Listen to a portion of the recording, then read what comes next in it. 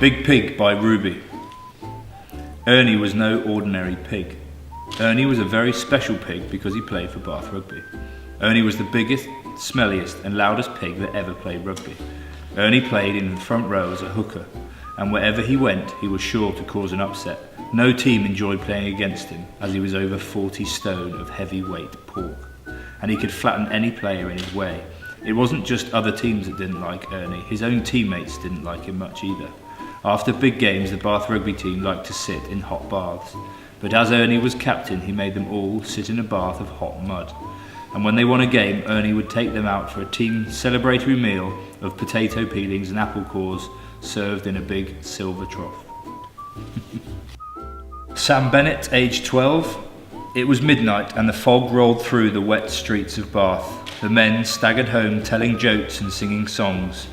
The air reeked of smoke and beer. Flash bang, a blinding light filled the streets and alleys. Everyone peered through their smudged windows like a mob of meerkats. The flying black shadow was a spacecraft. It landed in the park and the hatch opened and a dark, big-headed character walked down the ramp. He tapped his wrist and he was then on every radio station and TV programme in the world. He said, "Gakanga." He then stopped and tapped his wrist again. He carried on. "We have intercepted what you call rugby. We challenge Bath Rugby to play us, or the earth will be destroyed immediately, and no one will be spared. You have 48 hours. Be afraid." To be continued. Hero Family by Lily Davies from St John's Catholic Primary Year 2.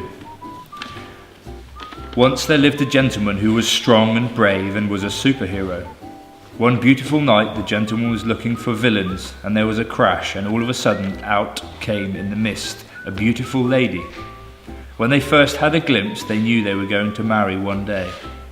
After the wedding they flew across the Bath Rugby ground. A rugby player who was a villain, Dr. Scuzzy, threw the rugby ball up in the air, and suddenly the lady and the superhero love tumbled onto the floor with a bump. The referee blew his whistle and said, "Out!" The superheroes flew home. Later on the lady gave birth. They had 2 children and their names were Scarlett and Toby, and in a couple of years they had another baby called Jake. They got a dog and a cat, and in a couple of weeks they had adventures together, fighting villains and playing rugby to make them strong to fight against villains. The end. Wow.